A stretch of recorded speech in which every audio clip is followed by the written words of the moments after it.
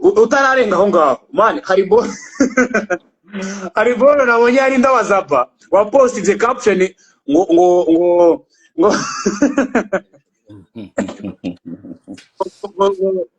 watarutse inkari ngo gatarutse inkara kandagira amabyi ofete rindi kintu yakoze yasimbutse inkari ahita kandagira mu mabyi. none se ura mugabo ura musore bari gukundana ariko nta kibazo cye. Icyambere na mbere ngiye nka Dumba wanariza ibintu naje kwitegereza Linda n'ukuntu ibintu akora, ukuntu posting umugabo, nsanga Linda ari umugome cyane. Wenda ngaho reka nkwereke uzagende kuri page ya Zaba. Yego. Zaba missed call. Yego. Urebe Zaba nawe afiteho agakobwa aheruka gupostinga. Nako ako gakobwa si keza, Linda karusha ubwiza, nako karaho kameze nka ofete agakobwa ka Zaba, sibyo? Yego. Apostinze gakwiranye n'umugabo wa Linda.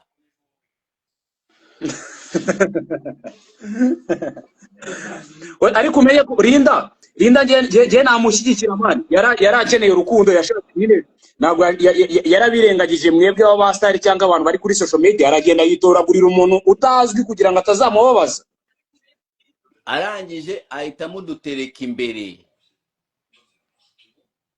Twebwe inshuti za Zaba, twebwe inshuti za Zaba, Linda yazanye umuntu tutazi ahita mudutereka imbere. Mbaza ngo tugukora iki? Mumwita amabyi. Ngo mbwira uburyo ura musore yarebye post yawe akabona uriya musore ahari yahise abwira Linda, buriya yahise abwira Linda ngo Linda ibi nibyo nzanyemo, ibi nibyo wambabare bino bintu. Ngo ariko ura musore we nta kibazo, ura musore utagapiga Facebook amafoto urayifotorera, umusore unafite ngo ku mafaranga.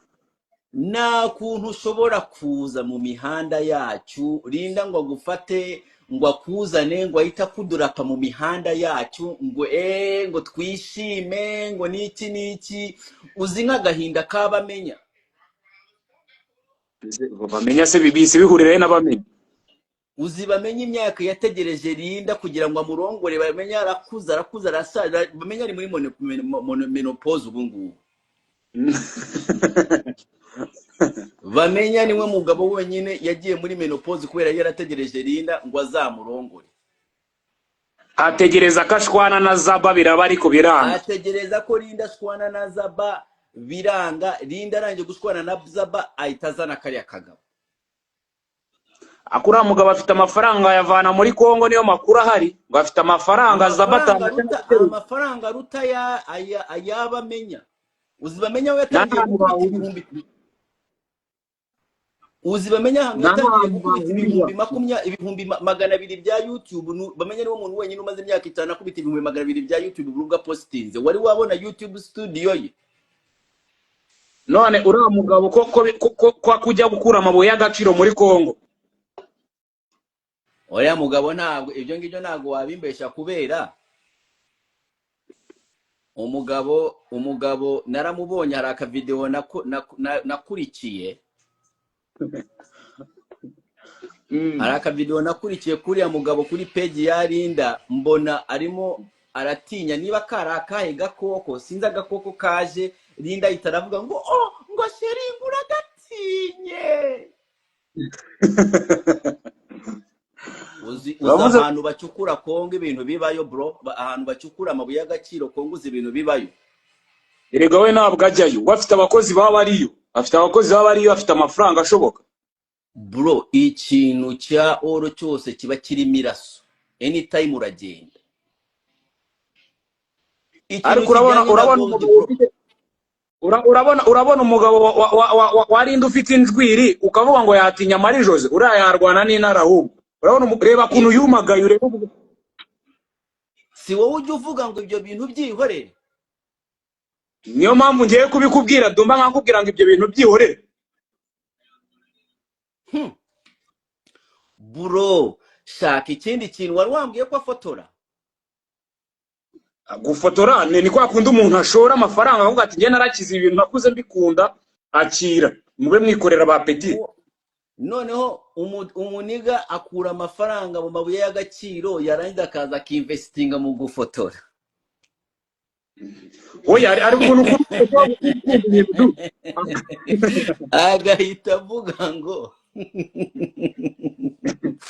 niko yashyiramo mu buryo bwo kwica nkeke reka tuzamukurikirana. abarimo arakora ikintu cyitwa money laundering noneho. Aho rero reka nkubwire twebwe mu mihanda ikuntu tukugenza. Niba byo ari koko Zaba yaramubonye ahita atuma Linda aramubwira ati turayakeneye.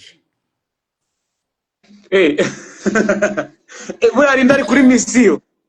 Buriya kubera noneho urizi uko Linda content ye yose yabaye umugabo. Ako usibye turadufoto ya post nzejo bundi washyizeho wasimbutse nkari ngo wajanda mu mabyi. Hari igicucu kikuri ku ruhande kibwire bari igicucu numva kirimo kirakuvugisha kikuri ku ruhande kibwire kijye Instagram kigende kuri page ya Linda ubu turimo turavugana. Njyaho iza kuri phone tujye kuri page. Niza ndebe. Aso ubu ngubu wamuteye deprisa account akayigira privera. Oya Linda mana arashona. Linda arashona ntabwo ari igifura bro. Linda arashona kereka niba wa mugane muri ibi bihe ari mu rukundo kubera umu boyfriend washobora kuba atabimenyereye we bikamukanga, ariko Linda utuntu dutoya nta kintu twamubwira mani ni ibintu bya none se ni Linda ntiyapostinze umugabo wese yamwipostingiye se. Ni ukuvuga ko niba warashakaga kumupostinga yashakaga ko umugabo akora iki abantu bamumenya. None agatwiko nakoze byatumye bikire ntibamumenye kurusha. Oya ariko niba ibaza niba gutwitse kuriye. Erega abantu bose ibintu navuze abantu barabibonaga gusa nuko ngewe ntinyuka nkavuga nk'ikintu nk'icyo kandi wa mugane uriya muhungu nani cyabaye none si bisanzwe man none se ko njya avuga ko Kenisura ari igikuri nimuba mwabibonye mwatinye kubivuga. Oya ariko ngaho mbabarira umbwire uri gutereta umwana uri kurara umubwira ngo ndagukunda nzagukorera nibi yahita scrolling akabona uburyo bamwisa amabyi ari we byagenda gute. Oya mwebwe ahubwo murakabya jena uriya ni umugani ntabwo namwisa amabyi. Okay ngo reka umugani ugana kariho mbwira inkari ziri hariya umbwire n'amabyi muri bari abantu batatu.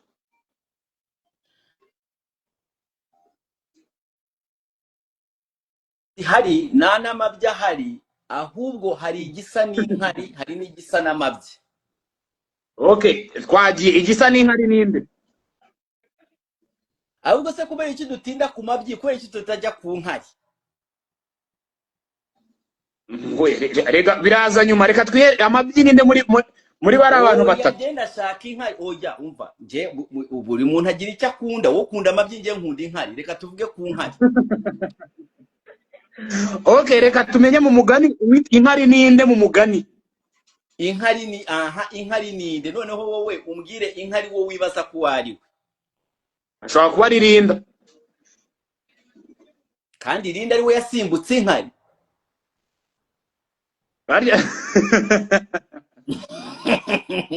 Ariko umenye ko umugani atari byo wanditse. Nyine niho mpamvu mbabwira ati ntabwo mubizi neza murimo murashinja ibintu mutazi neza urumva umuntu ubizi ni njyewe. Waduhaye ukuri se nyine reka nako dushobora kugendera mu kigare cy'amabyi tutazi amabyi ari inde. Amabyi nta mabyi arimo nta nkari zirimo ahubwo hari igisa n'amabyi hari n'igisa n'inkari. Ni kiye gisa n'amabyi rero reka dushaka kumenya amabyi yonyine ibindi uhita ubyihorera. Oya ngenda ashaka kumenya inkari. Okay nta kibazo twihera inkari zonyine ubwo niyo package waduteguri duhe inkari. Kubera muri abantu babi mbwira kubera iki muri abantu babi. Umuntu kurusha kuba mubi ninde ukurusha kuba mubi wowe mbaza ati wabipostinze kubera iki tinya ko umuntu tinya ko uwiswe inkari mwanze kumwitaho kandi bamwise inkari, ariko ukabona mushaka cyane uw'amabyi niwo mwitayeho, uw'inkari muramwihorera. None se umuntu wiswe inkari katavuga wiswe inkari zo ziraryoshe, ariko zo bashobora kuziguhamo umuti. Harya inkari ngo babaze nurizi ko inkari sinzi ibintu bibamo no kwa muganga barazigira. Urumva ko inkari zifite n'umumaro, inkari zo zifite umumaro nta kibazo cyazo. ariko ingurube irya n'amabyi kandi ingurube muranazirya. Uwo mugane niwe wanditse dushaka kudusoba. Okay, ngaho reka twita kuri byose duhere ku byo wanditse. Rinda hari umuntu wanditse mu ntuza ngo inkari ni Zaba. Koko se nibyo? Zaba sewe niba ari inkari we si umuntu nk'abandi gute ushobora gufata umuntu ukamwita inkari? Uwo umuntu wamwise ninde wabikoze? Oya njyewe ntabwo nakoze umugani. Mwebwe mufata umugani muwugira real, umugani muwugira nkaho ari byo. None se ariko niwe wanditse iyo quote, niwe waje urandika kandi dufite uburenganzira bwo gusesengura ibintu wanditse. Reka je mwasesenguye nabi kubera je numvaga inkari bisa nk'inkari ntabwo ari inkari, bisa nk'amabyi ntabwo ari amabyi, urumva. So agatekerezo ugitangira watangije ijambo bamenye. Ubwo muri uwo mugani nta barimo bamenya.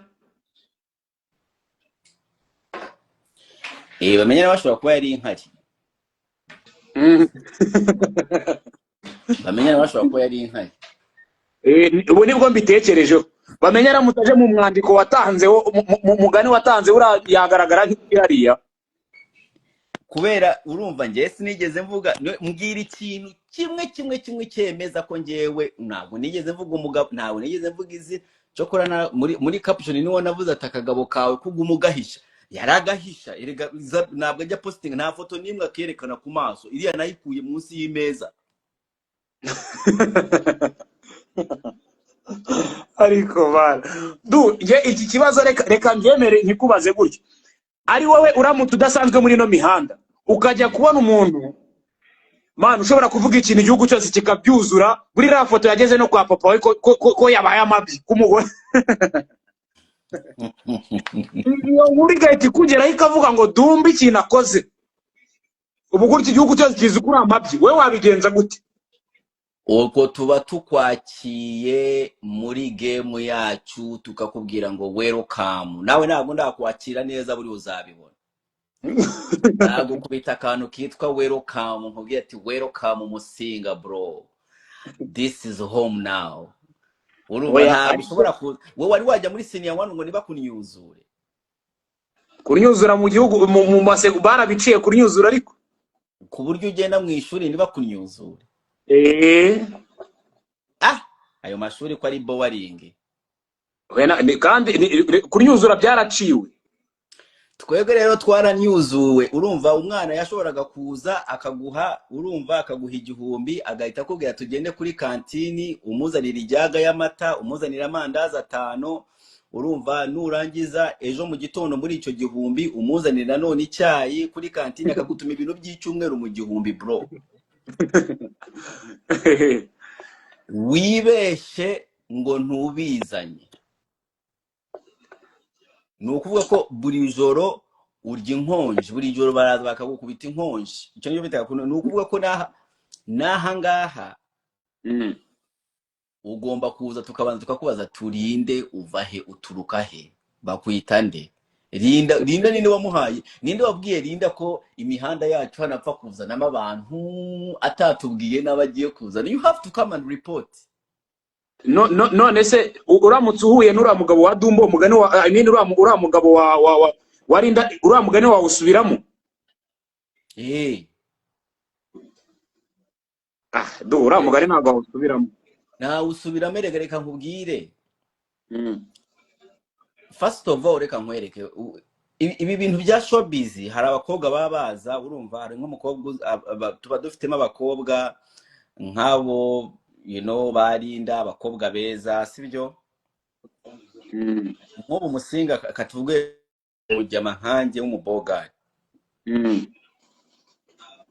gute umukobwa ashobora kunyemeza ko ankundiye, ankunze genuinely, ankunze ku giti mu bwa mbere ambona yarambonye kuri social media, gute namenya ko nkunze koko? Urabyumva ibintu nakubwira? Nicyo ndi kukumva.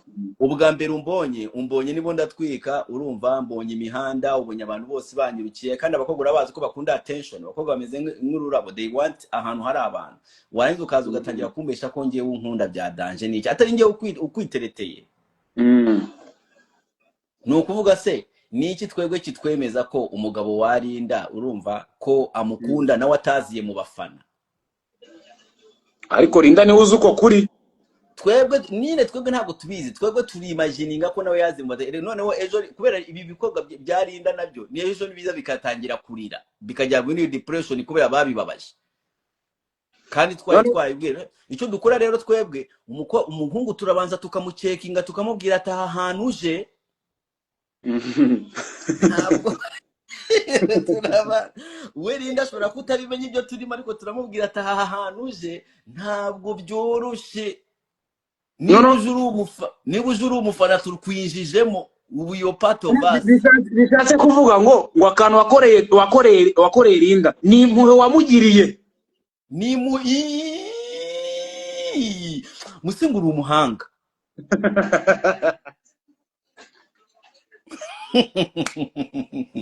Uzi ko ibi bintu nashakaga kugira ngo mbikubwire direct, ariko nkunyuziriya kugira ngo ndebe niba iryo jambo ushobora kuryimenyera. Ni impuhwe wamugiriye kubw'urukundo rwe nta mushiki we waje mu mihanda ukamurera ukamubwira ati bikorwa gutya, umugiriye impuhwe. Bro, uwo Linda ubona sibyo? Linda na Zaba missed call bari inshuti zanjye, bakazajya Zaba yari yaramufunguriye akarikasto.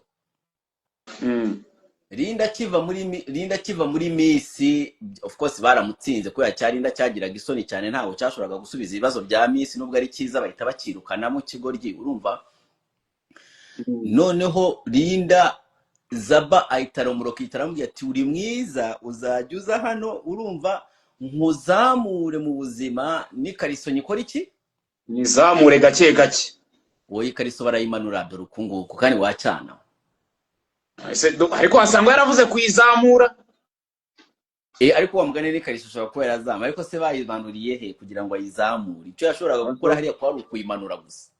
Ishobora kuba yaramanukiye muri Miss ikazamurwa kwa Zaba.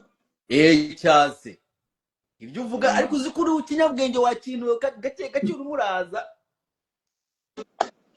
kubera ibintu bya Miss se n'uwabyumvise ko ngo byarimo kumanura amakariso bya danje. Ari birimo cyane, none se nabyo byatumye bihagarara. Reka nkomeze story yanjye. Ubwo rero Zaba aramureba akahita avuga ati ngwino hano nkuzamure. Nzamure ni iki? Ni kariso. Nzamure ni kariso. Ahita amufata umukobwa amufungurira akantu k'akarikasto kari i Remera.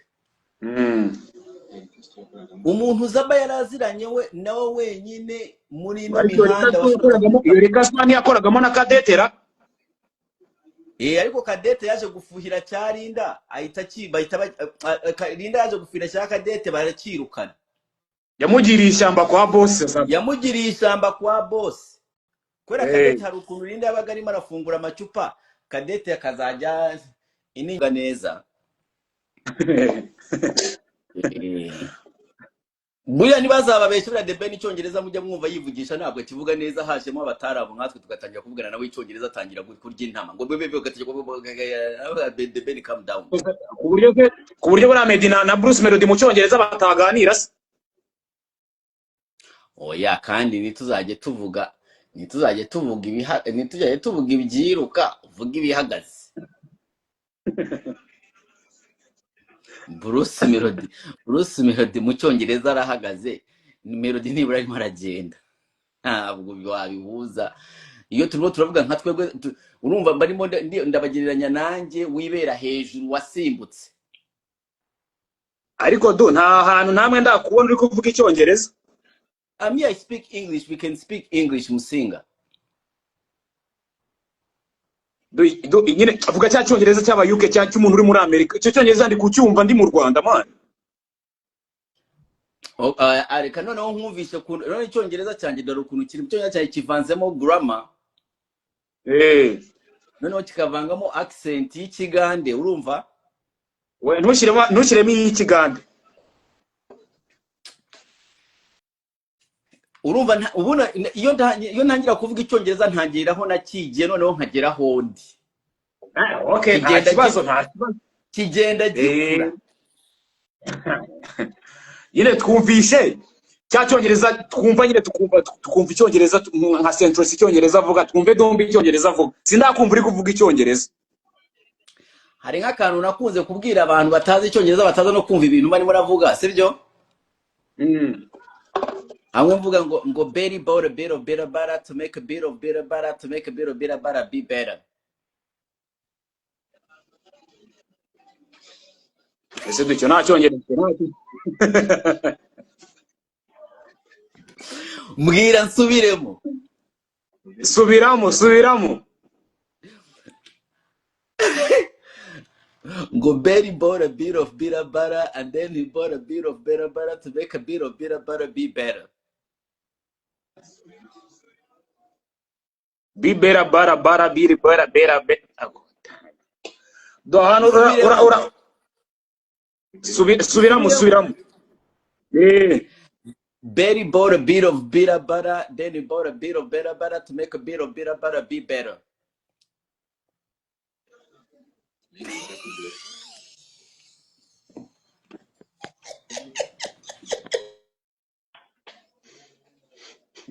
Akodo. Muvandimwe uratwibye cyane. Bibera bara. Okay, none ngo tubwire twatsinzwe bigendeshe gake twumve. Bivuge none muri accent y'Abagande. Okay, muri accent y'Abagande ni ukuvuga ko ngo Betty bought a bit of bitter butter, then she bought a bit of better butter to make a bit of bitter butter be better. Ko bibaye byinshi kurushaho se. Wongera Nibyo biranze. Nyine uvuze mu kigande kugira ngo abandi babisome. Hagira umuntu binyangikira muri comment kugira ngo abandi babisome. Twagiye. Ndabizi ko harimo abantu bavuga ndabizi ko hari abantu bazi icyongereza hano. Sasa tangira wandike muri comment ngo Betty Betty yaraguze a bit of bitter butter bagita gute amavuta y'inka a bit of bitter butter amavuta y'inka ataryoshe, then she bought a bit of better butter yongera gura amavuta y'inka ameze neza to make a bit of bitter butter kugira ngo afate ya mavuta y'inka mabi be better ayagire meza. So it's Betty bought a bit of bitter butter, then she bought a bit of better butter to make a bit of bitter butter be better. Bose hari umuntu uri bubyandike wabyumvishe reka turebe niba reka turebe wabyanditse. Reka noneho aho niho mbera mubi cyane. Nukuvuga ko mu bantu nemera ko bakurusha icyongereza bakurusha icyongereza pe nanjye nshobora kuba nemera wa mipango ntago wamujya inyuma wa mupango noneho ni yagiye kuvuga bwabo boro bwabundi Betty bought a bit of better butter, then she bought a bit of better butter to make a bit of better butter be better. Like ndabona like abantu barimo barajya ariko nabyo birimo birabacyanga. Betty bought a bit of better butter and then she bought a bit of better butter to make a bit of bitter butter be better. Yes. Danilo wabyanditse. Yes, Danilo, this one let me pin it. Ntabwo ari njye wipin ariko witwa Danilo yabyanditse. Nabibonye. Nukuvuga ko uwo niwe Dumba bro. Nukuvuga ko muri showbiz nta wundi muntu wabivuga ibyo ngibyo. Mwese mwajya ku murongo bikabananira. Wa mipango bivugwa ko kurusha icyongereza. wa mipango iyo agiye kuvuga bwa buboro bwe ngo wibad ngo wintuza aca mu gikara akambwira ngo ndashaka kuvuga icyongereza today mbigeze gute mutaramu arakwandikira akakubwira ngo ntamo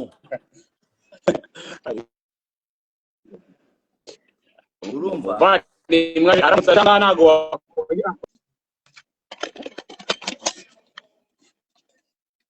urumva njya nkurikira acaze nkumise kabeza umusinga nibyo ariko musinga internet ya ufitiye telefoni je mfite iPhone 12 urimo urakoresha ni internet uri muri yenuza reka ndebe internet yitwa reka nyikwereke ino internet ni neza man nta kibazo cyahe du taza kwibeshye